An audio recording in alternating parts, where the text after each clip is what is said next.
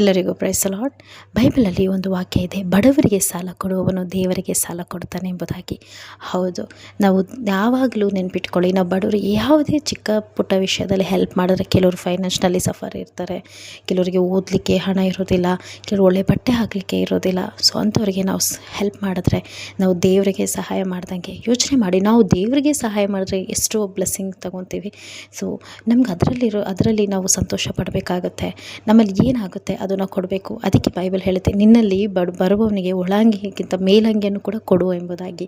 ಅಂದರೆ ಅವರು ಅರ್ಥ ಮಾಡ್ಕೋಬೇಕು, ಅವರು ಒಂದು ಕೇಳಿದ್ರೆ ನಾವು ಅವರಿಗೆ ಎರಡರಷ್ಟು ಕೊಡುವವರಾಗಿರಬೇಕು. ಆದರೆ ನಾವು ಅವರಿಂದ ಯಾವತ್ತೂ ಎಕ್ಸ್ಪೆಕ್ಟ್ ಮಾಡಬಾರ್ದು. ಬಟ್ ದೇವರು ನಮಗೆ ಅದಕ್ಕಿಂತ 2 ಪಟ್ಟು ನಮಗೆ ಬ್ಲೆಸ್ ಮಾಡ್ತಾನೆ. ಸೊ ನಿಮ್ಮ ಫ್ರೆಂಡ್ಸ್ ಆಗಿರಲಿ, ಕಲೀಗ್ಸ್ ಆಗಿರಲಿ, ಯಾರೇ ಆಗಿರಲಿ, ನಿಮ್ಮಲ್ಲಿ ಎಷ್ಟು ಸಹಾಯ ಆಗುತ್ತೆ, ನಿಮ್ಮಲ್ಲಿ ಸಹಾಯ ಮಾಡಲಿಕ್ಕಿದ್ದರೆ ಅವರಿಗೆ ಖಂಡಿತವಾಗಿ ಸಹಾಯ ಮಾಡಿ.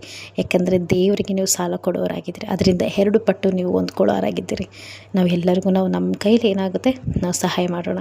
Okay, thank you.